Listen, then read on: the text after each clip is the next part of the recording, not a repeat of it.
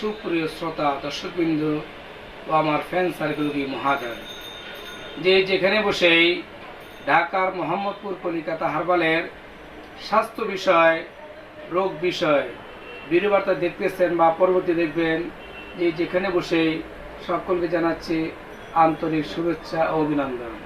দর্শক, আজকের বিষয় সর্দি কাশি দূর করতে এবং রোগ প্রতিরোধ ক্ষমতা বাড়াতে করণীয় কি।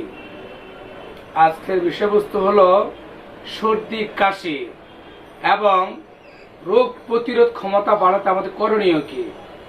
শীত এখন পড়তে শুরু করেনি, কিন্তু প্রকৃতি ইতিমধ্যে শুষ্ক হয়ে শুরু করেছে দূষণের মাত্রা। তার সাথে ঠান্ডা, কাশি, ফ্লু এবং জ্বরের মাত্রার সমস্যা অনেক ফ্যামিলিতে দেখা দিয়েছে। বিশেষ করে শুষ্ক চোখ, সর্দি, এক নাক বন্ধ আরেক নাক খোলা, প্রায় হাসি প্রায় কাশি এবং গলা ব্যথা, মাথা ব্যথা, অনেকের বমি ভাব শুরু হয়ে গেছে। আর এইসব লক্ষণের মধ্যে অন্যতম হলো জ্বর ভাব, শরীর গরম গরম ভাব। তো বন্ধুগণ, আমার প্রিয় দর্শক, বিশেষ করে আয়ুর্বেদিক হার্বাল এক ওয়েবসাইটে বলা হয়েছে যে কিছু ঘরোয়া প্রতিকারের মাধ্যমে বিশেষ করে ঠান্ডা, সর্দি, ফ্লু বা বিশেষ করে মহামারী শীতের সময় সর্দি কাশি বা সর্দি জ্বর ভালো করতে সম্ভব এবং এই রোগ সারানো বা ভালো করা সম্ভব নিজের থেকে।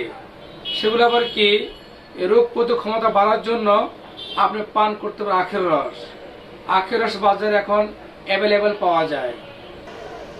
প্রিয় দর্শক, যদি আপনার বাজারে আখের রস পছন্দ না হয় তাহলে কাঁচা আখ চিবিয়ে খেতে পারেন।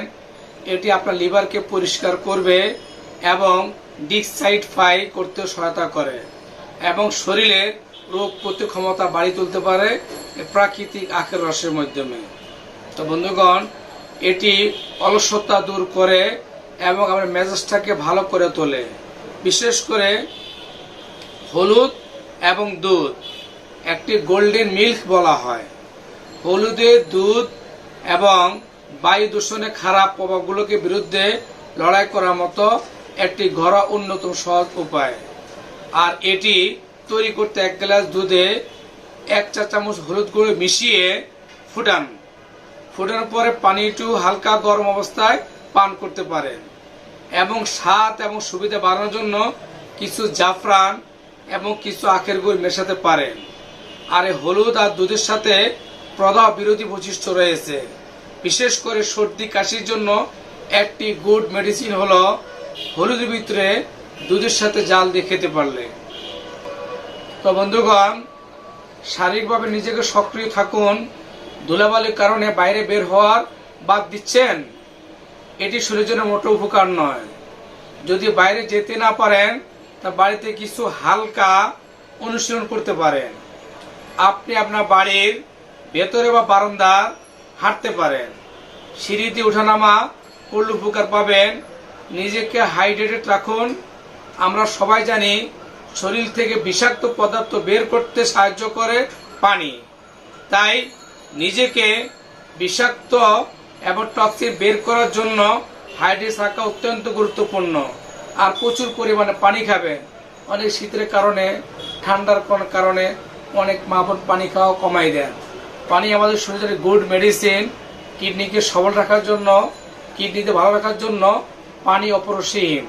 তো বন্ধুগণ, বিশেষ করে রোগ প্রতিরোধ এবং পুনরুদ্ধারের জন্য প্রক্রিয়াতে গতিতে সহায়তা করুন এবং 1 ফোঁটা ঘি ঘুমাতে যাওয়ার সময় সকালে নাকে ছিদ্রে ব্যবহার করলে তা নিঃশ্বাস পরিষ্কার করতে সাহায্য করে। তো বন্ধুগণ, প্রতিটি খাদ্য তালিকায় 2 থেকে 3 চা চামচ ঘি রাখতে পারেন। এটি হাড়, লিভার এবং কিডনিকে বিষাক্ত পদার্থ জমা করতে দেয় না। গুড়, এটি ইনফ্লেমেটরি বৈশিষ্ট্য এবং লৌহ সমৃদ্ধ। এটি রোগ প্রতিরোধ ক্ষমতা বাড়ায় এবং হিমোগ্লোবিনের, বিশেষ করে হিমোগ্লোবিনের স্তর বাড়াতে সাহায্য করে আখের গুড়, যার ফলে অক্সিজেন বহন করার ক্ষমতা বৃদ্ধি পায় আর দূষণের তীব্র প্রভাব হ্রাস করতে সাহায্য করে। বিটা ক্যারোটিন পরিবেশে ফ্রি রেডিক্যাল এবং দূষণের জন্য দায়ী পদার্থ উপস্থিত কারণে সৃষ্ট প্রদাহ নিয়ন্ত্রণে সাহায্য করে। বিটা ক্যারোটিনের কয়েকটি সাধারণ উৎস হলো মেথি বীজ এবং পালং শাক, লেটুস পাতা।